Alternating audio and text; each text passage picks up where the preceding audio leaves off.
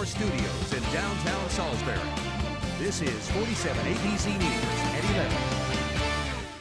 It's not fair. It's not fair. With tears, candles, flowers, and prayers, the Princess Anne community mourns the loss of the Todd family, killed in what is now being called a tragic accident. And today's light rain and breezy winds will apparently stick around for tomorrow, but with a slight change. Chief Meteorologist Travis Michaels will explain in just a bit. Good evening and thank you so much for joining us. I'm Emily Lampa. David Caldwell is on assignment. 47 ABC News at 11 starts now. And we begin tonight, of course, with a community finding consolation in each other, holding a vigil for a local family found dead yesterday in their Princess Anne home. At the center of this support, the grieving family and friends of Rodney Todd and his 7 children. The vigil was organized by Princess Anne Boy Scout Troop 288. They built 8 crosses out of wood and laid them on the side of the Todd family home. Now, community members, they lit candles, brought stuffed animals and flowers to sit on the front steps of the porch. 47 ABC spoke with a teacher from Greenwood Elementary who tells us that she knew the Todd children very well from school and explains that this news has been extremely difficult for her and her students to process. The whole county suffers, and I'm just asking that everybody come together and do something for the betterment of just society as a whole, to not let this ever happen, not just in this county, just anywhere. A major development today, police confirming the cause of death. With that and more, here's 47 ABC's Jabina Fortson.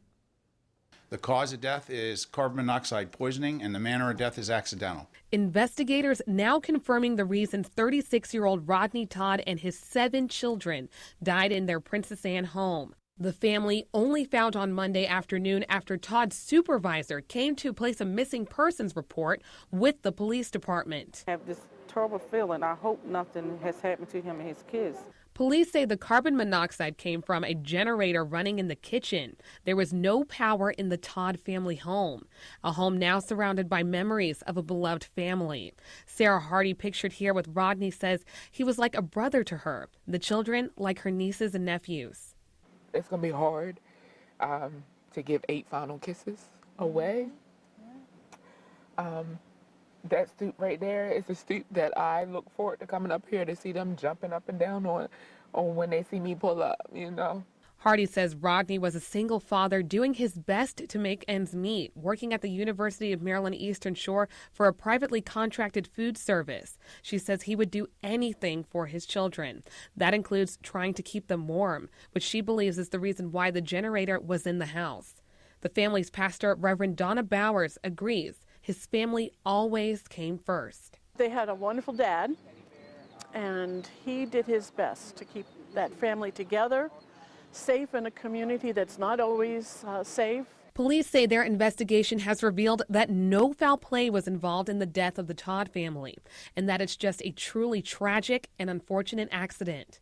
Jobina Fortson, 47 ABC.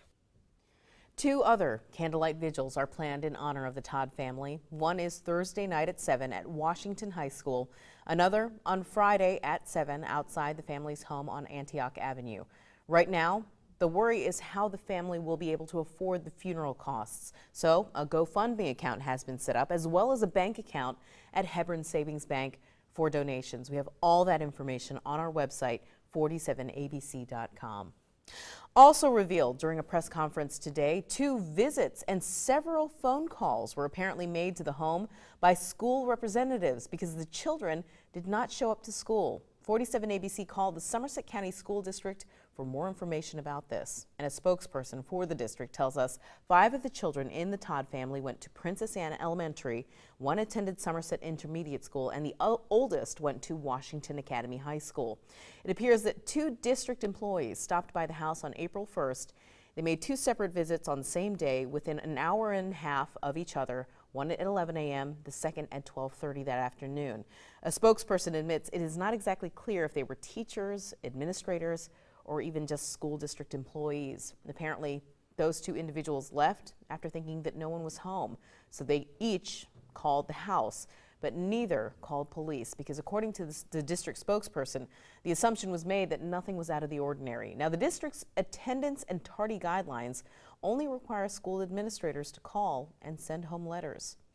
And now that the cause of death has been confirmed, it has many people reconsidering what they know about carbon monoxide. 47 ABC's Michelle McConaughey joins us live in the studio with some eye-opening information. Michelle? Thanks, Emily. Each year, 20,000 visit the emergency room because of unintentional CO poisoning. And of that number, 4,000 are hospitalized. It claims more than 400 American lives annually. So why is CO so deadly? Take a look at this. You can't smell it, see it, or taste it, but it can kill you.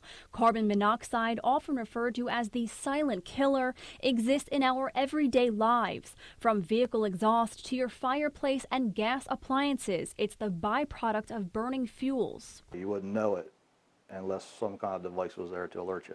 You're limited, really, as a person, because you don't see it coming or you don't know it's there. According to the Centers for Disease Control and Prevention, everyone is at risk for CO poisoning, but infants, the elderly, those with anemia, breathing problems, and chronic heart problems are more susceptible. The reason it's so deadly is that carbon monoxide sticks to your hemoglobin in your red blood cells, preventing oxygen from being transported through your body to your brain, heart, or other cells, causing them to die. However, there are a few tips you can follow to ensure everyone in your home is safe. Make sure that you have a CO alarm installed in your home, and if it runs on electricity, make sure it has a backup battery. Check your CO alarm when you change your clocks in the spring and the fall. Also, have your furnace inspected every year. According to the CDC, you should never heat your house with a gas oven, and don't burn anything in a stove or fireplace that is not vented properly. If those appliances have malfunctions, they can start to emit CO.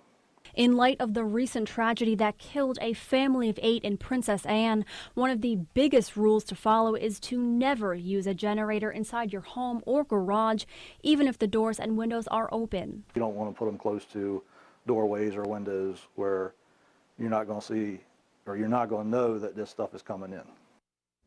Now, on average, carbon monoxide detectors cost about $20, and you can buy them online or at most major retailers, hardware, and home improvement stores. And if you have any questions regarding which one to buy, do not hesitate to call your local fire department. They will guide you through the process of buying one, even how to install them. A lot of good information. All right, thank you so much. 47 ABC's Michelle McConaughey reporting from our studio tonight. Now, we were told by police that the family was using a generator because there was no power in the home. But according to Delmarva Power, the electricity was never shut off because of non-payment. A company spokesperson tells 47 ABC the electricity was actually shut off in October at the request of a customer who was not Rodney Todd. The Todd family reportedly moved into that home last November, but never requested to turn the power back on. On March 25th, Delmarva Power located what appeared to be a stolen electrical meter from a different home in the neighborhood at the Todd's residence, and were told that because the meter was stolen, Delmarva Power was forced to disconnect it. Number one, it's unsafe if you're not qualified. You're putting yourself and other people in danger. And number two, it's against the law because it is theft of service. Now, 47 ABC did ask Delmarva Power if there was any legal action taken because the meter was stolen, but a spokesperson would not confirm or deny this. Now, 47 ABC had also reached out to Shore Up, a local group that helps families with financial assistance if they are unable to pay their electric bills. But according to a spokeswoman, there was never an application submitted for assistance from the Todd family.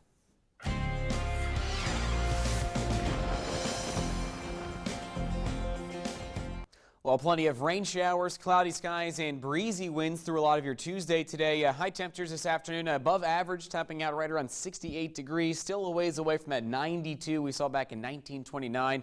But a very mild start to the morning as well. Temps only down to about 60 degrees, but we're going to be a bit cooler than that as we go overnight. And that's about where we're sitting right now. The rest of our weather watchers calling in this evening. We're hanging on to 61 degrees for Kenny and Preston. Paul Yanucci in Georgetown at 57 degrees. Ted Parker in Millsboro about 58 degrees. But it is a bit cooler along the coast. Both Stan Dobies in Rehoboth Beach and Chucky Plummer in Lewis at the 45-degree mark. That's going to be preceding, of course, some cooler temperatures we have for the rest of the night and for your Wednesday tomorrow. I'll have full details in a few minutes. Emily? All right. Thank you so much, Travis. Investigators suspect foul play in a gas leak in Salisbury. Now, this happened this afternoon. The gas leak was found in the basement of a vacant home on Philadelphia Avenue. Investigators say it appears that copper pipes in the home were cut loose, releasing that gas. 47 ABC spoke to a resident of the home who considers herself lucky that she was out of the house. I'm just glad that I came out when I did and smelled what I smelled, because, you know, everybody works in this neighborhood. And, you know, it was a whim, really, that I went to the store with my son. Now, that leak temporarily shut down a portion of Philadelphia Avenue, and the homes in the immediate area were evacuated, but everything has since reopened and residents were allowed to return to their homes earlier this afternoon. And of course, for the latest on this investigation, make sure you head over to our website, 47abc.com. Plans to incorporate a wind farm on Maryland's eastern shore have apparently been put on the back burner. As of right now, the Texas Energy Company says that it's holding off plans after opposition from state and federal lawmakers have surfaced. The lawmakers are apparently concerned about protecting jobs at the Patuxent River Naval Air Station just across the bay. Opposition stated the spinning blades of the turbines could compromise radar that tests the stealth capabilities of fighter jets. The 25-turbine project, heralded by former Maryland Governor Martin O'Malley and environmental groups, was stalled by Senator Barbara Mikulski until after the kinks could be apparently worked out. And still to come tonight, in your Family Health Report, a local hospital is just now lifting their visitation restrictions after a long flu season. The details behind their decision. And the Shorebirds were hosting SU tonight in their annual exhibition game. Spencer, of course, has the highlights on